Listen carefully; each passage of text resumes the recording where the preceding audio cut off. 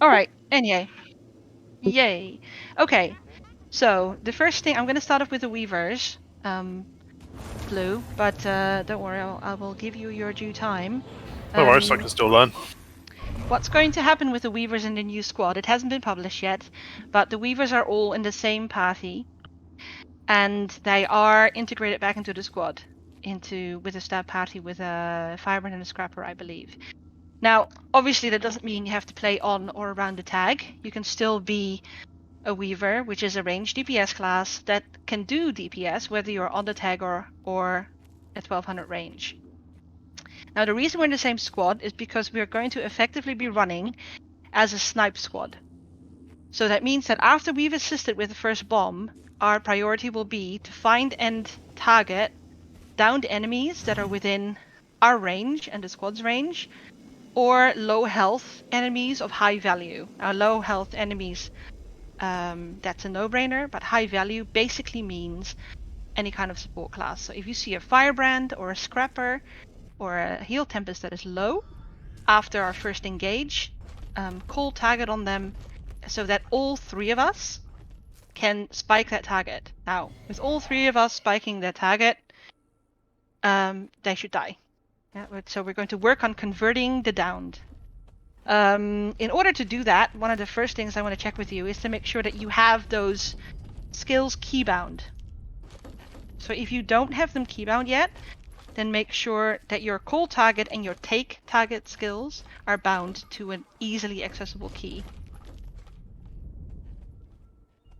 Yeah, I have the default still on this T. Okay, is that useful for you? Because it's going to be, what's going to happen is, yeah, it'll be, say, I'll call this target, and then within like a second you need to be able to find it. I have it bound to a mouse key.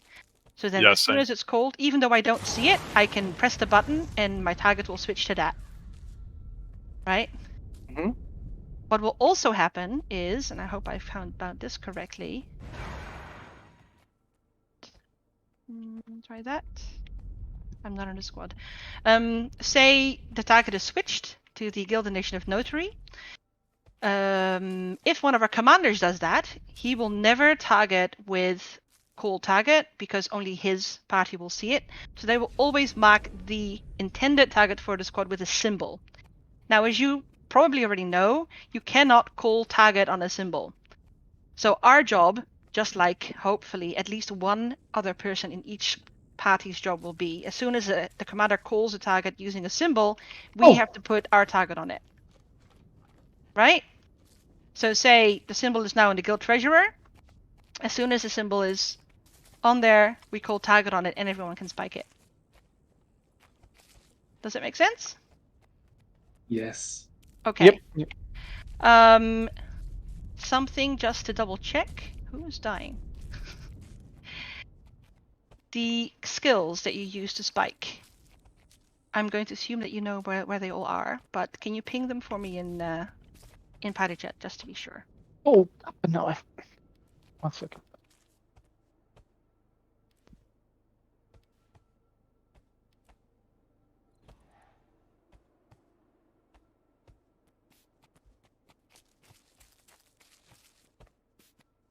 Guys. Spike skills? What are you using? What are you using to spike at the moment? Which skills? Lava. Right? Anything else? Right. Remember, there's been a buff to Sorry, staff Cat on was Ellie. destroying curtain stuff. Oh dear. Sorry, what was it? What are you using to spike at the moment? Which skills? If you see a target that's low, what do you use to finish them off? Lava font and where's the other one? I'm gonna try ping it. What's this? Feline what? Bruce lightning's rich while driver as well. Yeah. That's pretty strong, I think. If it's down, you can use the pyroclastic blast. Or any type of slow stuff like Firestorm. Even shower if it's good enough or large enough amount of people. For a single target, you've got it. Pyroclastic blast is pretty slow. It's very, very strong. That's right. So those skills, indeed. Lava Font is almost always off cooldown, so use it wisely. Yeah, use it wisely. It's death to downed, right? Autopilot also Plasma Blast. It's very, very good. But this is a more difficult one because it depends where you are in your rotation. Pile Driver. Very, very, very strong, but it's a really long cast time and it can easily get interrupted. So those are your spike skills there. Right? Don't be tempted to chase any randoms. Focus on the targets. Even if we need to get them one at a time, we're going to get these targets down. What happens way too often in an engage is that we get loads of downs after the first melee clash, and then half of them get rezzed. Now, sometimes we can't prevent that because all squads are getting really, really good at downed management. So what could happen is that we target a down and he gets rezzed immediately by the enemy's signet or glyph of renewal or illusion. That's nothing that we can stop.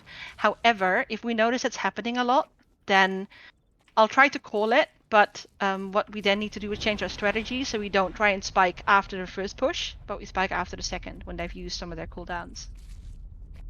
Okay, if you're noticing this, because sometimes I will miss it, other people will miss it, there's a lot of stuff going on, just mention it in party chat or call it on Discord if there's a lull in conversation, and we can change strategies. Right. Okay. Yep. Make sense? Mm-hmm. Okay. When we are leading in we're on the first engage, and we're heading into a bomb, are you leading with a CC? Sometimes, not always. Okay. What I'm going to ask is, try to do that every time if you can, because even though stab will be up at the start of an engage, you will still strip a stack of stab. Okay, so you'll see the immune, say if you put down a static field, you'll see immune. That means the immune is they don't get stunned, right? But you will still strip stab. And I've just changed the build again so that we no longer have synergy as a secondary sigil on the weapons, but we've got impact, because since we're back into an integrated support party, I don't think we need the sigil of energy. If you find you do because you need the dodges, that's fine. But I haven't put it on the default build. So the default build is running Bloodlust, Force and Bloodlust, I believe, and then Force and Impact. Okay? Impact, however, only procs if you lead with a CC, or it does more damage on CC'd enemies, right? So try and make it a habit to lead with a CC skill. All right. Sorry? All right, yeah. Yeah. Something else I need to let you know is that even though we tend to play around the tag, since we are part of the squad, when we do a stealth push, we are expected to help with the blasting. Now, for our rotation, in order to be in a proper attunement combination before a push, my suggestion would be, if you hear the call for stealth, to make sure that you're in earth fire, so that you have eruption, earth skill number 2 available. Because what happens then is, say we're calling the stealth in 3, 2, 1, you can blast eruption, then you can switch to fire earth, and you can lead in with the CC, and then go straight into double fire for a meteor shower. Okay? Yeah, but eruption isn't instant, is it? No, but neither is stealth. So you need to listen for the stealth call. You have to drop it on the 2, for example. Yeah, okay, but it does combine then. Not that the blast is too late for this one. No. If you go in stealth in 3, 2, 1, so that I've already put it down, and it will blast. Yeah, you'll see we normally take about 3 to 4 seconds before we actually move after stealth has gone down. So that should be more than enough time. If it doesn't work, you're in the wrong attunement, then don't worry about it. when you place eruption down, does it count as blast or after it detonates? Because you place it down and doesn't. It will count when it detonates. That's why you need to drop it early. Okay. It can be done. I've tested it, but it takes timing. So I have said to Mech, drop it down. Yeah, It's cold. Yeah. I have said to Mech that he can't rely on it, and all that will happen is we'll come out of stealth sooner. If that happens, we just move off the tag. Right, but those first few moments of stealth engage, they're really important. And if we can hit it, we can hit it. Or are we using the Static King sigil in the second staff? We are using a stacking sigil. We're using Bloodlust. Nah, because if we weren't, we could use the double dagger blast in Earth. Yeah. But that's not possible. No, I mean, this is, I've made it very clear this is a nice to have. So if for whatever reason we can't blast, because, sometimes stealth gets called in combat, then, we can't mess up our rotation, because DPS is our first priority. Yeah, we could use Aftershock if we were Tempest, but sadly, that won't work for us. Okay. Right. Any questions about what I have conveyed so far? Make sense? Nope. Yep. Okay. So, I think that you guys are doing fine on damage, and the damage isn't our problem. Our problem is focused damage and focused spikes. So that's what we're going to work on today with the rest of the guild. What I want to talk to you about is what I call high cost and low cost evades, right? Now everybody, I guess you know where all your evade skills are, the ones that allow you to avoid damage. Can you name them for me or ping them for me, just to help anybody who's watching this later? Stuff has only the fire retreat, right? The burning retreat. Mm-hmm. So far as skills go. Then you can use the utility one, the Twist of Fate, if you have it. So that. Mm-hmm. Or normal evades. Right. How about you, Cheryl? What is your go-to evade if you get stuck or you're in a oh shit situation? My oh shit situation, when I get stuck, I try to Twist of Fate it first. And if I'm too far away, I'll just Lightning Flash back to the deck. Okay. Or out of range. All right. Well, when we're talking about evades, Twist of Fate indeed is a lifesaver. It's double ammo skill. What I would recommend is you use it sparingly, but when you need it. But don't double tap it. Try and always have one off cooldown. When it comes to evades, and this is my personal opinion and experience, if you disagree with that or you have another idea, then please do, let me know. I have ranked my evades because we have quite a few, but they all have a very long cooldown. So I call low cost evades is what I call is a dodge roll. That's a low cost evade, right? Mm-hmm. It's done very fast. You've got immediate access to it. Just takes a while to replenish, but that doesn't take very long. So use your dodge rolls.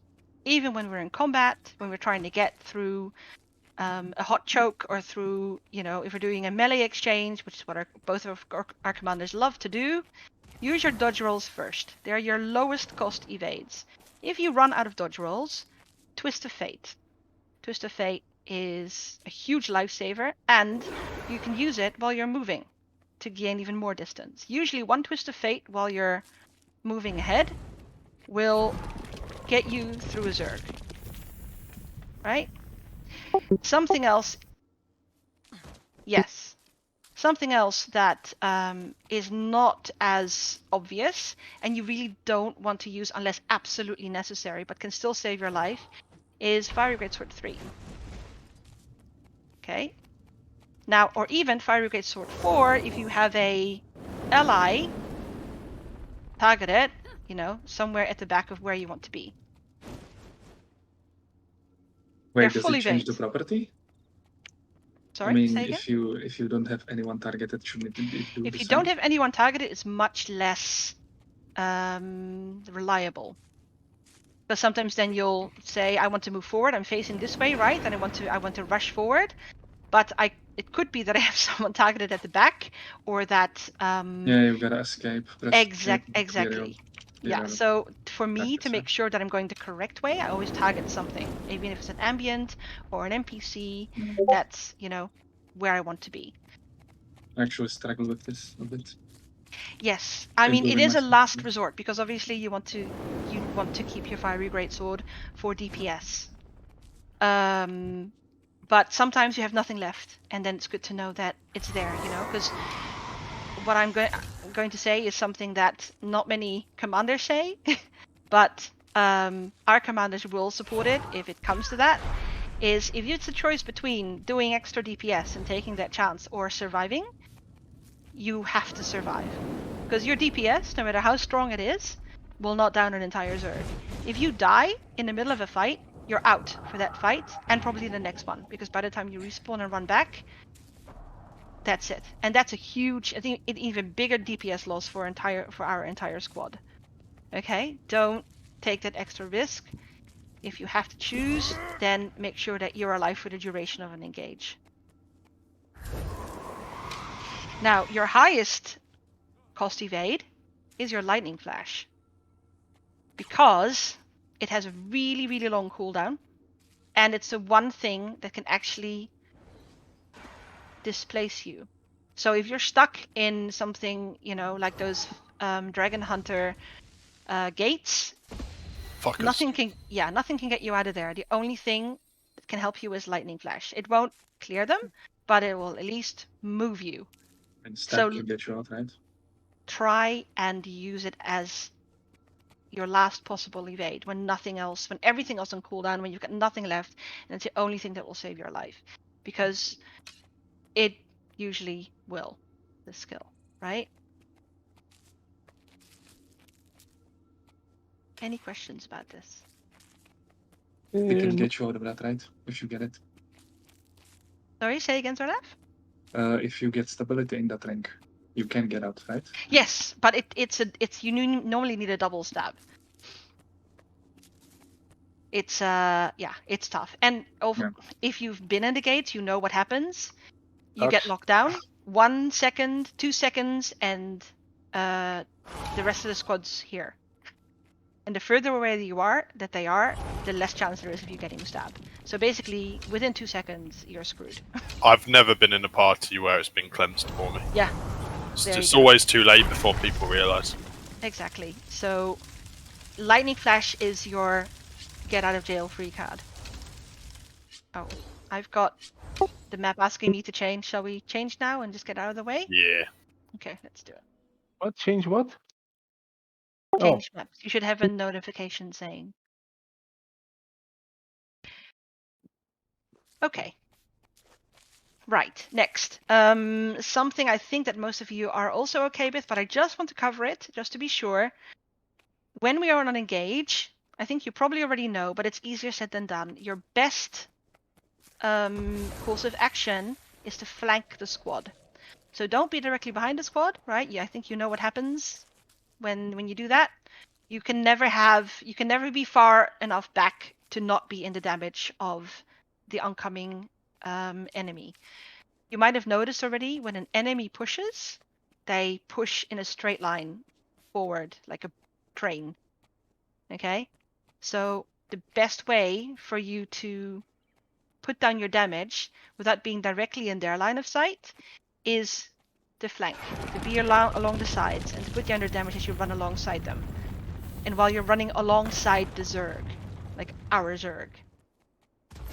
Now this means that, as you will probably know if you've been in a lot of open field fights, you have to constantly watch, where's our squad, where's the enemy squad, which way are they moving, where can I be to put down my skills, or even after I've put down my skills, to make sure that I am not in the enemy spike on the return, because you know what's going to happen after we've had our go.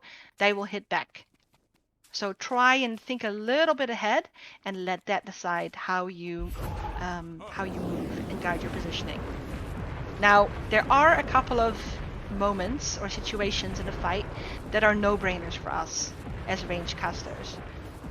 Those are chokes. For example, a bridge. The only way for melee to get across is to cross the bridge. And in order to do that, they only have one path and one course of action. Right? If they want to hit each other, the melee have to clash, and they do it here. We don't have to do that. We have the choice to flank the choke. We can stand here, and I can reach all the way across to the other side. Right? Anywhere on this bridge. The beauty of it is, the melee, when they come across, will still have to push in a straight line, and we can hit them as they're moving. Now, one thing to watch out for, of course, is there's a lot of classes that have pulls nowadays. So be really careful and have at least one stun break off cooldown, so that if you do get pulled or you get spiked, you can move back to safety. But chokes, bridges especially, to me, they're my favorite types of fights. You can get away with so much, and it takes them a while sometimes to notice where the damage is coming from. Sometimes it takes forever. Right? Something else, well, I mean, I think you'll know, right? Tunnels, for example, is a natural choke. Doorways are a natural choke.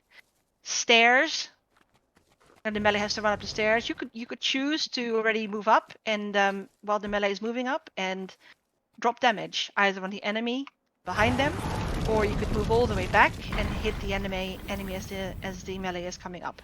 Right? There's a lot of options. Try to think ahead. You don't always need to follow the tag, to be behind the tag in order to support the tag.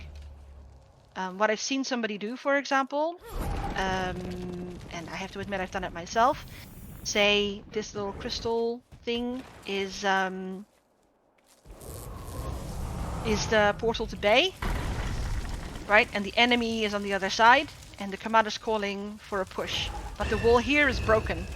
You can choose to go through the broken wall and hit the enemy from the other side as the melee is pushing through the portal. Use your range strategically. Don't be limited by linear thinking. Think vertical. You know, you can usually go up the wall if you near one. Yep, you can be up the wall. You can hit sometimes from underneath. If people are on a bridge, if people are on a cliff, you don't have to be where they are to be able to hit them. You have 1200 range. Be creative. There's quite a lot of spaces where you can people from underneath, actually. Yep. And give it a try. You know, you'll know very quickly what works and what doesn't work. Okay. Makes sense. All right. Cool. Then I will move very quickly into some Tempest gameplay. Are you here, Blue? I am, yeah. Okay, you've been playing Tempest for a while, so I think you've got heal and cleanse rotations down. One thing I want you to keep in mind is damage mitigation. Now, in the hot and heavy fights, right? Sometimes you can't get out of water because it's so hot. You have to heal and cleanse and heal and cleanse. Just keep the heal rotation up. Right? I've tried starting a fight in Earthfall Overload, but by the sometimes it's a bad choice because then by the time I've switched to water and start healing, I'm just too late. You're too far behind. Yeah, that's up to your judgment. You are the best person to judge in that situation whether or not you can get away with it. Yes, it's great to be able to do that, but you know, not at the cost, obviously, of your heal. It's good for small fights, but when it's like 25 upwards, yeah, I 25 usually to 40. Yeah, usually I just stay in water for those big fights. Okay, if you're able to, just keep watching for the opportunity because you'll be able to see if you're in party view. You'll see the health pool of your party members, right? Yeah. If you get the opportunity, it's gold because the premise that I have when it comes to heal and cleanse Tempest is whatever you manage to mitigate now, you don't have to heal later. Right? Yeah. Healing is a passive, reactive type of gameplay because you're always playing catch up. You don't start to heal on people until people start to lose health. So you're always on the back foot. Now, on Tempest, obviously, we have a huge advantage because we've got a really strong ability to heal really fast in a short period of time. But those also have quite some cooldowns. So anything that you can mitigate, you're already a step ahead. Right? Your mitigation skills, I think you know where they are. Yeah. Anything in Earth, basically. Anything that gives protection. So you don't have to be on the enemy to use your Earth Overload. Earth Overload ends in an aura that gives protection. Aftershock ends in an aura that gives protection. I'm running Armor of Earth for the moment as well. Yes, that's fine. It's a free slot in the build. Because that's also situational. You know, sometimes you'll find that our down management needs extra help, then you can use a res signet. Yep. Sometimes you need extra stab. Sometimes you might want to use frostbow. Yeah. It's completely up to you. Every fight is different. Okay. I think your heal rotations you've figured out now with the water overload. Yeah, it's great. Yep, Frost Aura and Flash Freeze, you've got an enormous ability to just keep a healing loop going, and it's absolutely OP. A check question. Do you know, because you are not running Trooper runes on the full heal build, where your cleanses are coming from? Can you tell me? My cleanses are whenever I trigger the Frost Aura. Right? That's partly true. On the Transmute Frost. Yes, it comes from transmutes, but you have another transmute. You know where that is? Give me a second. It's sort of all gone like muscle memory now. Mm-hmm. It's in one of the. It's in one of these. What do you call them? Can you ping it for me? This one. Here we go. Right? Oh no, that's the personal one though, isn't it? Was that a shout that you just pinged? No, it's oh fuck, I've got a brain trait, fart. Isn't it? Trait, no, that's the word I'm looking for. Oh, right. Yes, that's the trait, but in order for that trait to proc, you have to transmute. And your other transmute is in Dagger 3. Dagger 3 has a transmute skill. That's why I would strongly advise you to use it on the melee clash when you're not having to camp water, because it's your strongest cleanse. When you first apply an aura, you cleanse one condition party-wide, but when you transmute it, you cleanse another 2 conditions. So if you you mean air double, yes. Air 3, right? Yeah. Air 3 and Water 4, those are your transmutes. Yep. They are your bread and butter because you are not running cleanse on shout. So you have to transmute those regularly in order to get the proper cleanse. Yeah, I do the Frost Aura all the time. I've got a good rotation for it now, but again, it depends on enemy size if I swap into Air Overload or not. Yeah, but don't forget that that is where your cleanse is, because water will heal, but it doesn't cleanse, right? Yeah, but the amount of Frost Auras I can get off is... Yes, that's true. I'm still very high in the cleanse tables. You know, I've not had troubles with cleansing. You need to let that be guided by what you see on your party view. Yeah. But just be aware, because on the Minstrel build, when we used to run Minstrel with Trooper runes, you had a little bit of leeway because also your shouts cleanse conditions. They don't do that right now. So if you're finding yourself healing more and cleansing less, that's probably why. And try and adjust accordingly. Okay? Yeah. All right. The last thing, you're probably already doing it, but make sure that your overloads complete successfully, because your overloads are traded to heal. Yes. Right? Or rather, the aura that you get at the end of an overload will heal. Yeah. If you don't do that, then you don't heal, basically. Now, you do have huge OP heals coming off your water rotation, but be careful not to completely rely on that, right? Be aware of where your other skills are, where your other options are, because you never know what's going to happen in a fight. Are there any other questions that you have? based on what you've played so far, or based on the build? No, I just need to get my full build because I'm still running exotics. Okay. Oh, can I just double check with you, because there was an error in the build that Chinko had posted initially, because it was based on when we were still running crossbow. That in Shinko. fire, that your trait line is. I think we already swapped this, didn't we? Yeah, your trait line should be the bottom one in the first trait line. In the first one, yeah, it is, because Yeah. it was the conjurer, right? And then Yeah. you made me swap it to the bottom.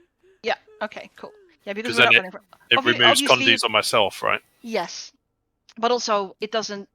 To have conjurer doesn't do anything for you, because you aren't running any kind of conjured weapon. But if I swap in frostbow instead of armor Then you reverse, switch to I'll trait. swap to trait back. Yeah. Exactly. Yeah. Okay. The last thing, stealth engages. You are aware of what you can use to blast. The easiest is, and that's what I would actually recommend, is the double blast in earth. Start with churning earth, dagger 5, and then immediately follow up with earthquake. That's a double blast.